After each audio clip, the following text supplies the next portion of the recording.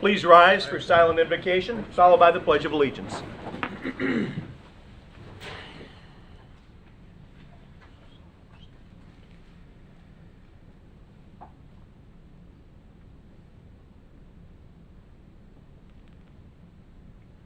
Amen.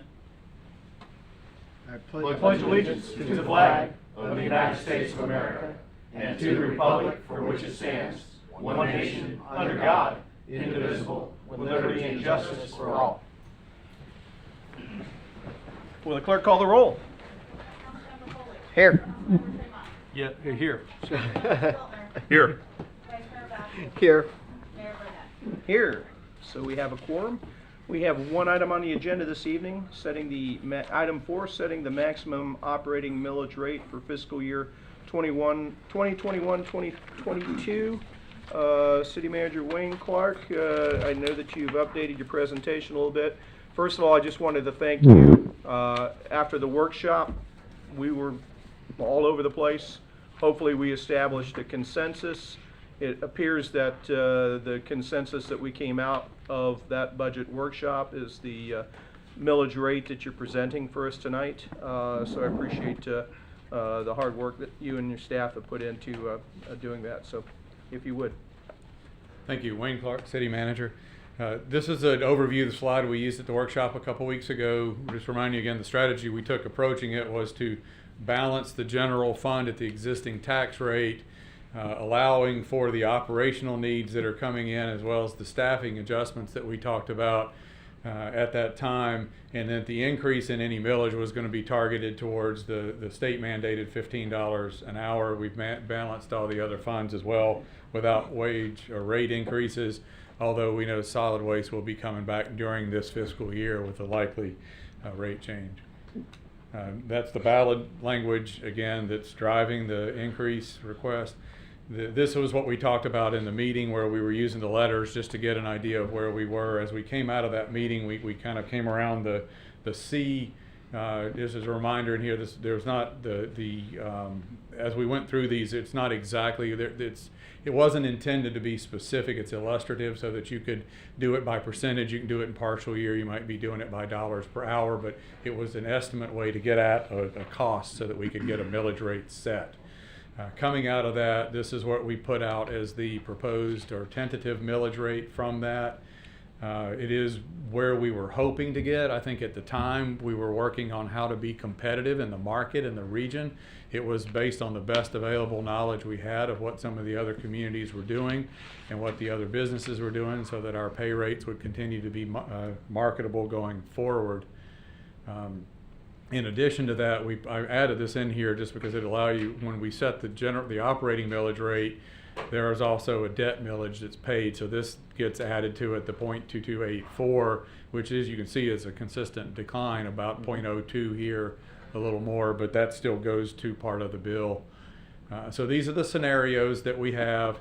The tentative is in there in the middle, and whenever you select one, we have provided the mayor with a motion that will meet the state requirements, but I'll go back to this for the discussion purposes. So we landed at C was the general consensus coming out of the meeting and the workshop, that was going to target us at about 1250. C minus, C light. And there was a discussion of, hey, look, can you try to find a way to get a little bit below that? So the tentative came in below that. What we believe that will allow us to do is work off of all of what you saw that was in the existing tax rate. This would allow us to take that shot at moving our workforce up to about 1250, and it allows a little bit of more flexibility in options at that rate. Anything that drops below the tentative gets us, we make decisions, do we want to go to 12, do we want to go to 11 as you go down, and less flexibility. So that concludes the summary of it. I've got multiple staff members here that can help with detailed questions. I'd be happy to take your questions and listen to the discussion. And just to continue to frame it, tonight we're setting the max millage rate. I want everybody watching and listening at home to know that we still have a lot of conversations about the actual budget to have, things that we're going to put in it, whether we're going to approve staffing increases or not. Those conversations are yet to come. So we'll see where we actually land. but it will be no higher than whatever it is we've set tonight. So That's just right. want to You're make not sure we setting, set you're not that adopting a expectation. budget, you're setting a maximum millage, and we Yep. can work from there. Thank Very you. good. Council, questions or comments? Start with you, Jonathan.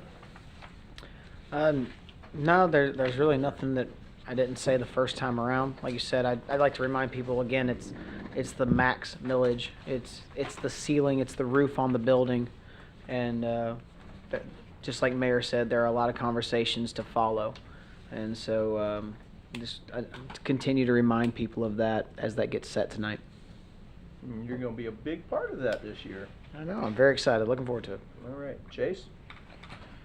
No real questions, no real comments, other than this is still, I understand and I appreciate the reminder to everybody that this is just a starting point where we're going to get. But through my conversations, the highest I'm comfortable with is at the current rate, and I think we can still go a little lower than that and still meet our responsibilities. So I don't plan to support this one, but I'll certainly be looking forward to future discussions. Okay. Drew? Well, when we started this, the last workshop, I was a option B guy, so I was up there, and I still think that's the prudent thing to do, and take the biggest bite of the apple this year, and then see what we do. See where we stand, where the other cities stand, and what is evolving and happening around us, and then take another bite the next year, and I definitely want to be to that 15, by the end of next budget year. So I'm thinking take 2 chomps at it and be done, and not run it all the way out till 25 or 26 or whenever the thing happens. So I'm leaning for option B. That's where my support lies. Scott?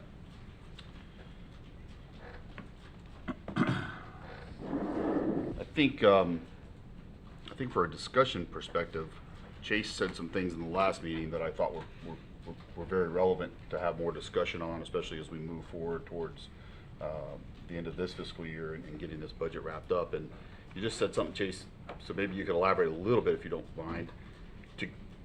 You're saying you want to go below the current rate, which would put us, we'd need to find $1.3 million. I'm all ears if you got a good idea on that. I will agree with you 100% that I don't like this tentative number to begin with. My whole thing is how do we get there, right? We're gonna have to figure that out. So Yeah, and I don't have, if you want me to respond now. Well, I think the response is that we'll be talking about those things. Yeah. You got time.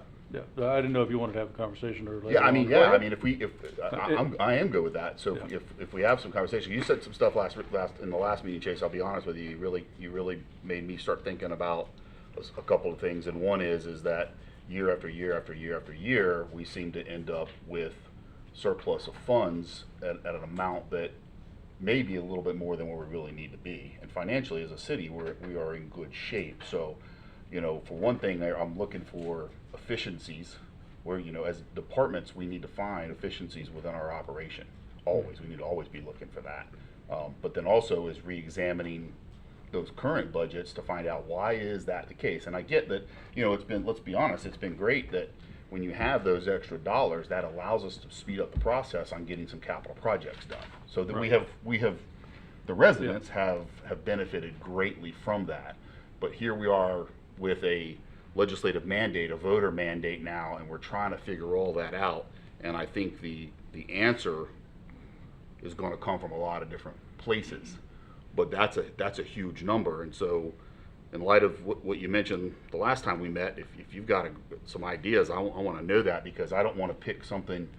I don't want to go with a number tonight that's too low that we can't do anything about, that we end up with a great deal of regret and end up having to cut critical services and lay people off and things like that. So Yeah, no, because and I appreciate that.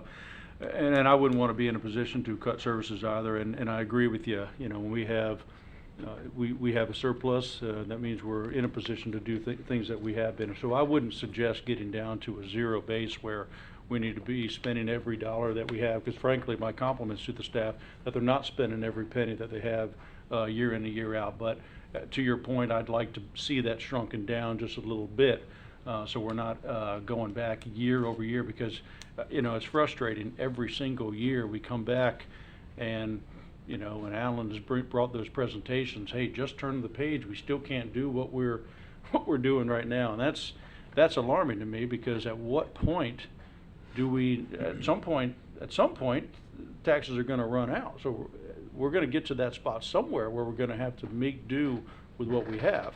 That being said, for this current spot, where I was most comfortable at was at the current rate, and possibly we can get lower. If we can't, I would be at a point where I would accept at this point the current rate, was something higher than I've ever gone before in the past. My situation, where I'm looking at it, are the new hires. That's where I would start from. I don't support, you guys know my position, I don't support 3 new units to personnel for transport, and I don't think we need at this time 5 more folks for Parks and Rec, which I believe this current rate would have. My thought is, and I was just having this conversation with the manager prior, it doesn't make sense to me to hire 5 new staffers when in all likelihood that building is not going to be ready by the time the next fiscal year starts. And I would also even like staff to look into the opportunity or the option of delaying that project, not so where we would lose. You mean more than we already have? Delaying it. More than we already have. Excuse me. I'm sorry. Go ahead. I would like to look at the possibility of delaying it for the purposes of allowing these costs to come down, because the costs have gone so up. At some point, they're gonna have. I'm sorry. Go ahead. That's all right. At some point, costs will come down. That's a cycle of economics that always happens. So I would like to look at that as an option, and if it's not an option, if it doesn't work, then so be it. But I think we would be appropriate by doing our due diligence to look at that. And therefore, if we delay it sometime, that reduces the pressure to hire 5 more staffers. So, without, I didn't expect to get into the weeds tonight, but that's off the top of my head to respond to where you're at, and I'd like to staff look at that. And if those aren't options, then they're not options, but that's where I'm at. Well, I think we do. I mean, just my insight is or opinion, we got to get into the weeds a little bit, because we're setting a max. Right. So, we do need to get into the weeds a little bit, and I think, Wayne, on that particular project, that contract's already been awarded. So I don't know that we could delay anything on that anyway, right? And just to be clear, sorry for that interruption, and I wouldn't want to delay it to risk us losing our grant funding or anything of that nature, just for allowing some time for some deflation to happen. Maybe Sue could talk to that. Because I kind of want to, like, if we have these ideas, I think we should discuss them and we should check them off. If they're viable ideas, then we need to go further.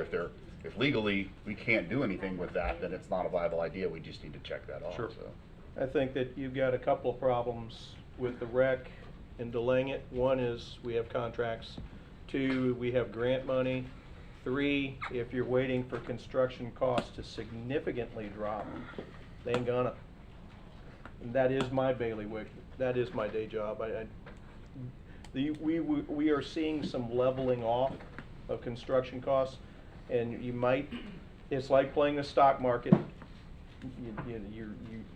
You got to assess the risk with those other factors to try to save some money later. I personally, I don't see it, and quite frankly, if it happens, I'll be surprised, and you can be the first to call me on it. I've seen construction costs already begin to level in the last 90 to 120 days, but there's still plenty of supply shortages, and demand is not abating, and as long as demand doesn't abate, then we're not going to see significant drops. And quite frankly, the only thing that would make that happen is if the economy tanked, and I don't think any of us want to bet on that. That's not going anywhere. But that's just me.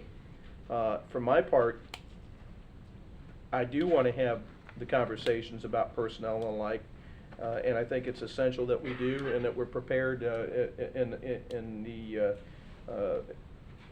as we move forward with our budget workshops. We have a deep dive into where our openings have been and how long they've existed. You know, what do we, you know, have we gotten by without, and if we have, why? I do not want to be too significantly over, knowing that department heads have done a good job of managing their budgets. And I don't want to discourage anybody from, well, we better spend it, otherwise we're not going to get it last year. I've seen too many private companies that do that, you know, right down to the paper clips and the stacks of paper. That if we don't spend it, we're not going to get it in our budget next year. We have not been that way, and that in part is why we end up with a surplus, which we end up and immediately take that and apply it to next year's budget. If we didn't take that surplus and apply it to next year's budget, as we always do, then we would be talking about even more of a millage increase. And I think that is good use of the taxpayers' dollars, is to immediately put it, if we manage our budget well and things happen, let's reward the taxpayers by putting it in next year's budget so we don't have another significant increase next year. I don't want to disincentivize our department heads to the point where they say, well, I better spend it, otherwise I won't get it next year. No, I agree with that. We haven't, you know, I've seen too many businesses that do that in the private sector, and there are certain sectors in government that do that, and I don't want to join that club. Just my thoughts. Well, I'll reiterate my compliments to the staff that they don't operate that way. Yeah. Now, I didn't think you were inferring that. I just, Yeah, no. just, if you want to have a discussion, hey, we're doing exactly that. Let's hear from the public. Would anyone here care to speak to the item tonight at hand? There being no one? Oh, we do have one. Come on. Good, good, good.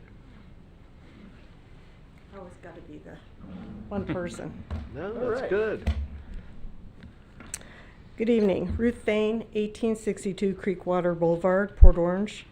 I'm speaking as a homeowner myself. This meeting is about setting maximum millage.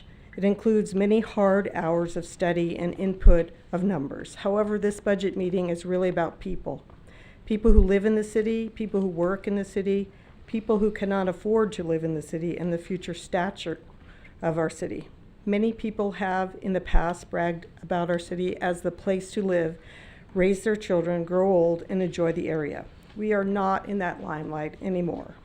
If you stick to the misnomer that if minimum wage increases and local employers, restaurants, etc., cannot afford to pay their staff, let's look around at how many places are begging for staff. Help wanted signs are more apparent everywhere. Most places cannot open fully because no one can afford to work for such low wages and survive. More workers will bring higher prices to folks, maybe. But being able to just go somewhere to get service is more difficult than ever also. The truth is we are in desperate need of increasing wages and growth for the area to sustain and be an active part in Volusia County. We know that many of our employees have either needed a second job, cannot afford to live in the city, or have left the city to be able to afford living at its minimum. And this was in the last meeting also. 27 of the 57 fire and rescue under $15 an hour. 104 of 352 NAGE and non-union employees are under $15 an hour. 25% of employees are below 15. That is the turnover rate. That turnover rate in the last meeting, it was discussed. The shocking amount was approximately 25%. If on average we have approximately 485 employees for the city, take 25% of those, which is 121, and cost average recruiting and training at a minimum of $3,000, which I know is more than that, we see an amount of $333 per year just for turnover. Let's be a cut above and brave enough to get this option A immediately and show that we can and will be a strong, solid community and not just a stepping stone for training and moving to an area that will pay more. I'm hoping that you will seriously consider immediate action and not wait 5 years to catch up to what we need now. Thank you. Thanks, Ruth. Thanks, Ruth. Anyone else? Okay, I think I got the room. Back to us. Let's start at, let's start this end this time. Scott? I got nothing You else. good? Drew? Again, I'm a B guy. I don't see delay in rec as an option. That project's been approved, basically is in the works, contracts awarded. There's no option. I just don't see delaying it as an option. It's got to move forward. And as far as the three firefighter positions, I don't know how we can not give our brand-new chief the employees that he needs to do that job. The guys are being run ragged with overtime, and it's desperately needed. I think, you know, another step would be, you know, to get to that 24-hour transport, but his guys are working their tails off, and they need help over there. And I can't support not giving him the 3 employees that he needs. And so I'm standing hard on B, and then we take the rest of the bite of that apple next year and get to A. Chase? I'm good. Jonathan? Well, I feel like first time around I didn't say much. That really wasn't fair. So I feel like I should. Kind of why I left you for last. Yeah, I Go should ahead. elaborate on my position a little bit here.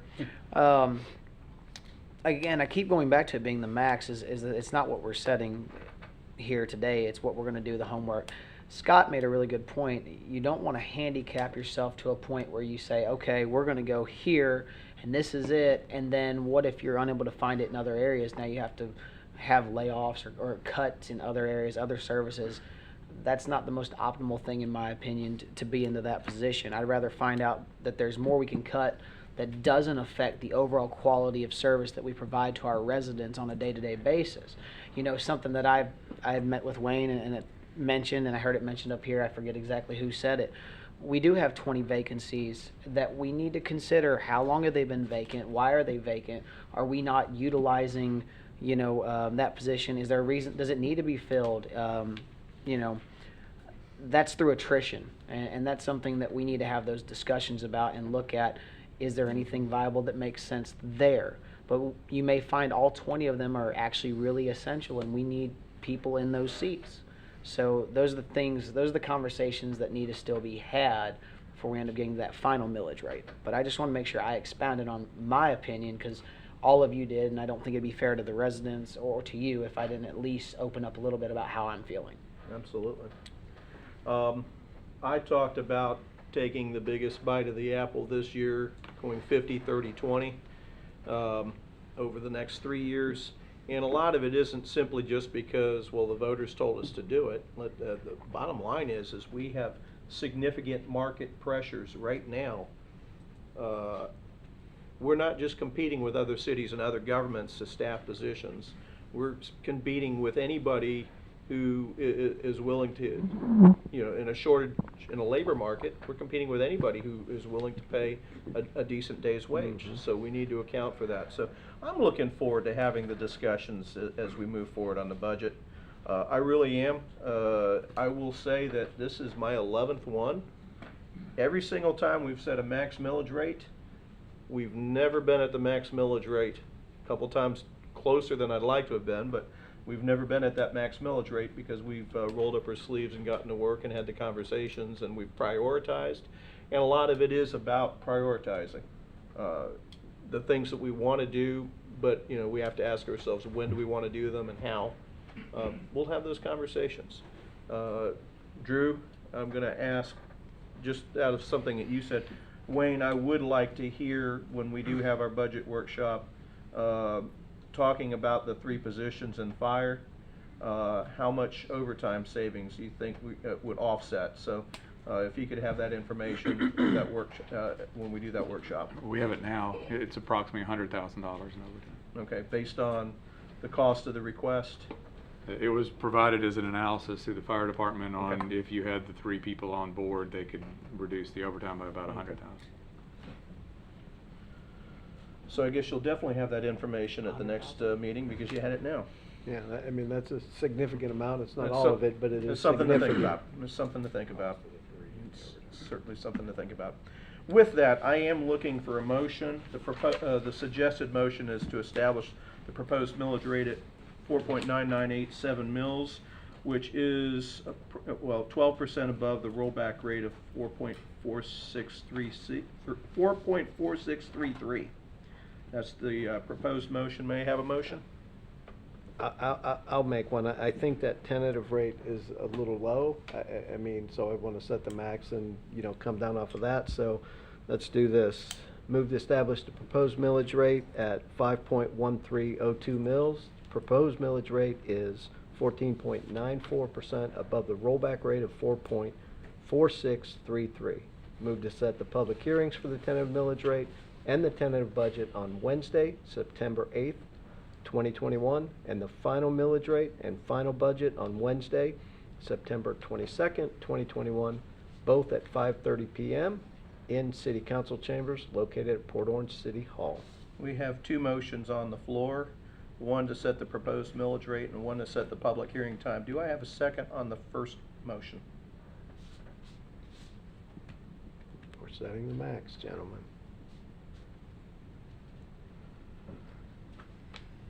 I do not have a second on the first motion. Do I have a second on the second motion?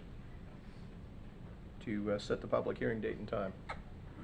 Say that again, the second motion? Second motion is to move to set the public hearing dates, date certain to September 8th and September 22nd. That's in no way attached to the first motion, right? I'll second that. It is Yeah. it is Yeah. not It attached is to the not first. attached. That's Yeah. why I said there are two separate Yeah. motions.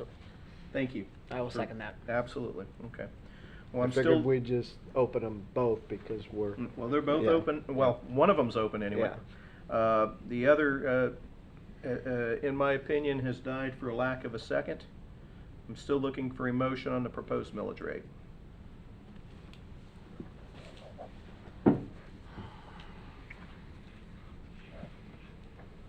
let's see here. Anybody could motion, Almost anybody. except you. You did such a good job reading the last one.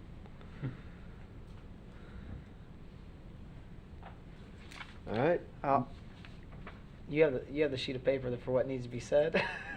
It's in the slideshow. Okay. My computer wouldn't turn on tonight. If so. you tell me what your proposed rate is, I would propose D. Okay. you would propose, So I'll move to establish the proposed millage rate at 4.9632 mils, and that proposed millage rate is 11.2% above the rollback rate of 4.4633. I'll second. we have a motion and a second to establish the proposed millage rate at 4.9632 mils, which is 11.2% above the rollback rate, and we have a proper second. Further discussion, council? That's too low. Yeah, well, we've had some discussion. No I other mean, my goal is ultimately, I hope we do get to E. I would love for that to happen, for us to end up at the same rate. This is the max, it's the ceiling, and I think it makes a lot of sense.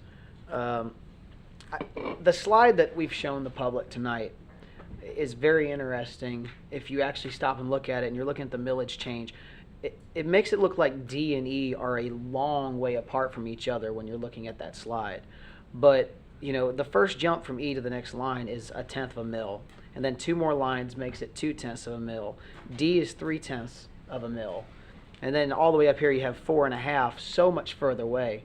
From where Chase is and to where Drew is, based on conversation earlier, this is 2/3 of the way to B. And that disparity has a lot to do with where wage and pay wages are now. If you're going from 10 to 12, it handles a certain number of people. If you're going from 10 to 13, then all of a sudden you're including more people. Because the people are already at higher wages, but not at 15 yet. Mhm. You go from 10 to 15, obviously, then you're talking about 25% of the workforce right away. And I understand the reasoning for that. I'm just trying to point out that they're not as disparate as they might appear at first glance. Sure. Any other discussion, council? We have a motion, a second on the floor. Would anyone here care to speak to the item?